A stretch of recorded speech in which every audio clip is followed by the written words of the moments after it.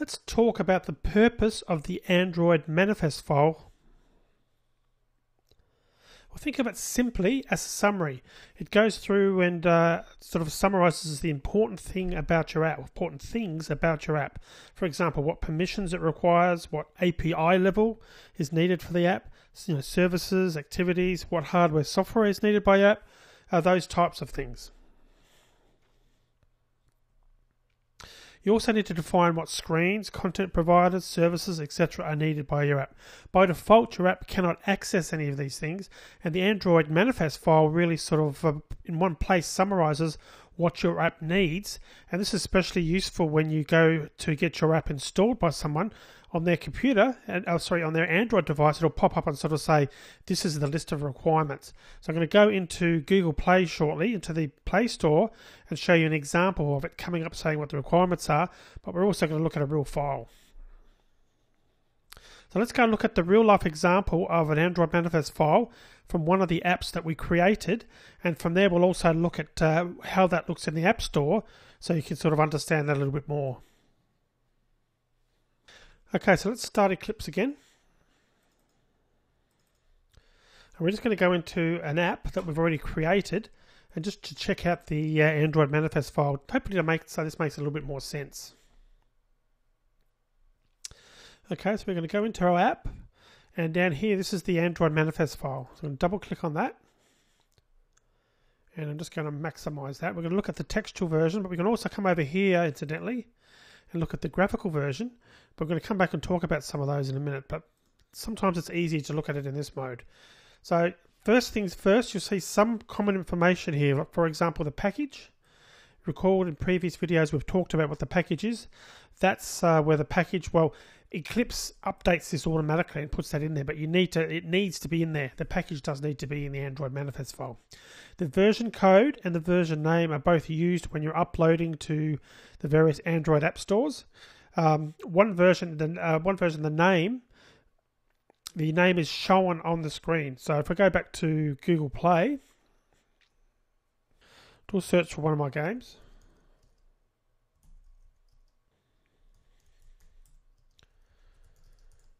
Okay, now we'll just go to the Google Android store.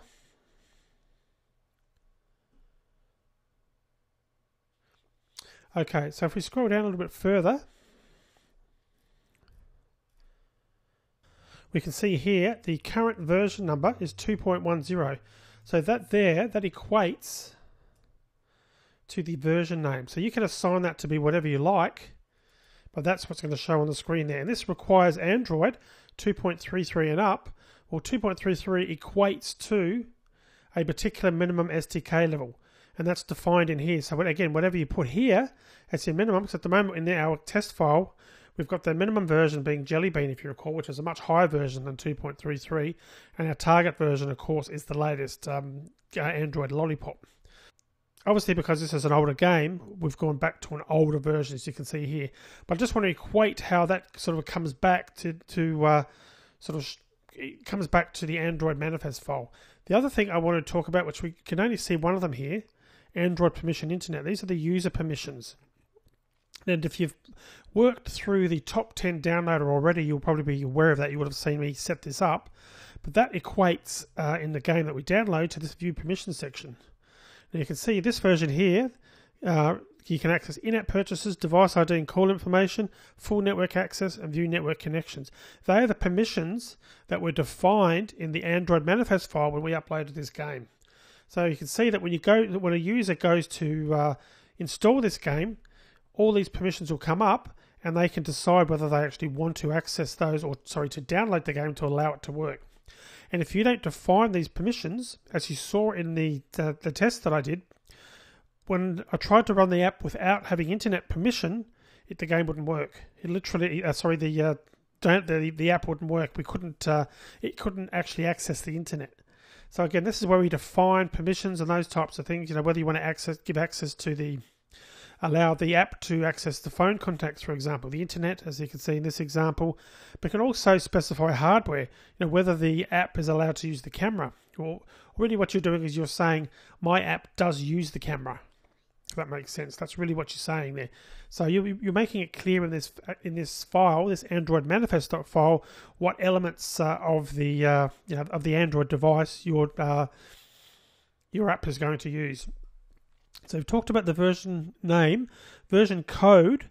This is a unique number. Every time you upload a new APK file, the Android application file that you upload to Google Play or to other Android app stores, you need to have a new version code. So that's used essentially as a unique indicator of the versions that you've uploaded. So if you upload an app and you're in testing mode and you find an error and you've got to upload it and load it again, the second time you do it, version code will be 2. Version name can still be displayed. It will be displayed as whatever you want it to be, but this needs to be a unique number. And Google Play and I believe the other app stores are the same, will actually flag and sort of say this code has already been used. So that's really only an internal thing. So we've talked about the versions for the SDK, API levels. And some of these other things here, like for example, string app name, the label and the theme and so forth, these relate to other files. So for example, if we look at app name, you can see that's used in a couple of places. Well, app name is defined in a string. So we can go back to that. Values, strings, app name. And we can see app name at the moment is set to top 10 downloader. So we could go back and change that to whatever we want. So this is a string resource that has been defined in strings.xml and that is being referenced. I'll just close this.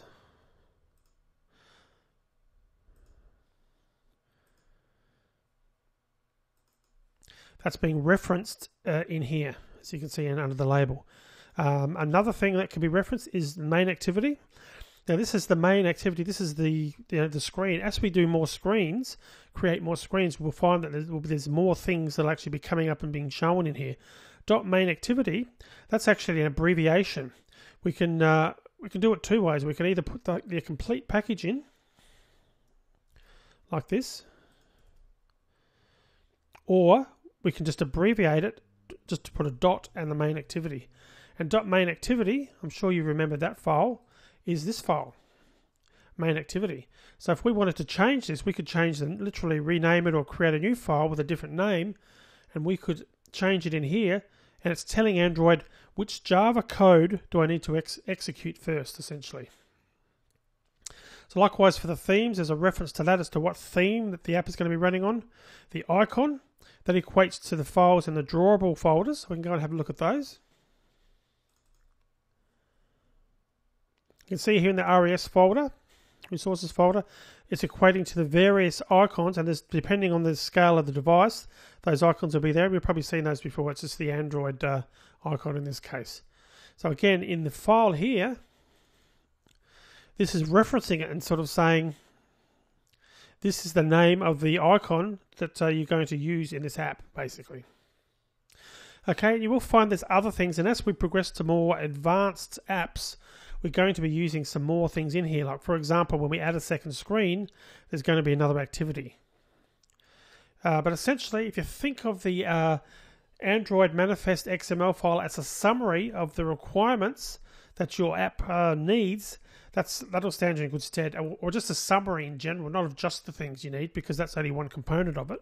There's also the things like the version code and the minimum SDK version, API level, etc.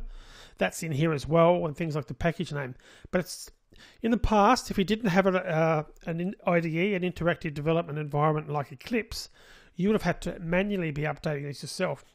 But of course, every time you make a change, Eclipse is doing this for you. So it'll only be on fairly rare occasions you'll need to go in here yourself. And just looking at some of these other things, so we're looking at the XML version. We can look at the graphical version in Eclipse, and that really does just that. It really gives you access to some extra things as well. But you've also got the ability to change these things. So we could quite easily change the package there, the version name there. Looking at the application, we've got a name. We've got all sorts of things, as you can see here. We can actually set and update depending on the particular app. And likewise for permissions, you can see we've got one in there. That was the Android Internet one. Like for example, we could add a standard user permission, and we could add Android permission.camera.